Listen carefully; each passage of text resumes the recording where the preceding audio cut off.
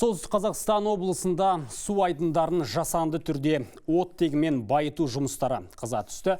Себебі ақпан наурыз айларында балыққа ауа бармай қырылып қалу мүмкін. Мамандардың айтуынша, әсіресе таяз көлдерде жағдай өте қиын. Себебі мұздың қалыңдығы жарты метрден асқан. Тақырыпты осы өңірдегі әріптесім Самат Қайырденұлы сабақтайды. 60-70 сантиметров, а вообще бывает до 1,20 м. Николай Кошиков өңірде бірнеше көлді жалға алып, кәсібін дөңгелетіп отырған азамат. Бүгінде ол мөңке, шортан, алабұға сынды балықтың 9 түрін өсірумен айналысады. Айтуынша аймақтағы көлдер тартыла бастаған, ал бұл қыс мезгілінде су маржандары үшін аса қауіпті. За 3 года вода в водоеме... Соңғы 3 жылда су деңгейі 1 метрге дейін төмендеп кетті, яғни көл таязып барады. Ал балық үшін бұл қауіпті, сондықтан биыл аэрация жасауға кірістік.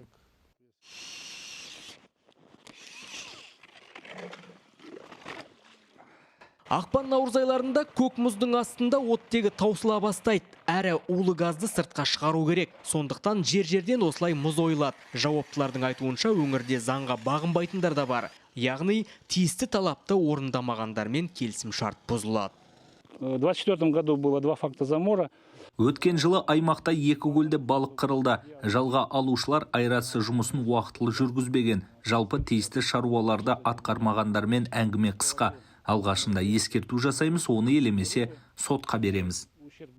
Айта кету керек, өзен көлдердегі аэрация жұмыстары көктемге дейін жалғасады. Бүгінгі күні өңірде 2000-ға жуық көл бар. 600-і балық шаруашылығына қолайлы, тек оның жартысы қазіргі таңда жалға берілген. Қалғандарында аэрация жұмыстарын жергілікті әкімдік өкілдері жүргізуге міндетті. Солтүстік Қазақстан облысынан Самат Қайырденұлы, 7-ші арна.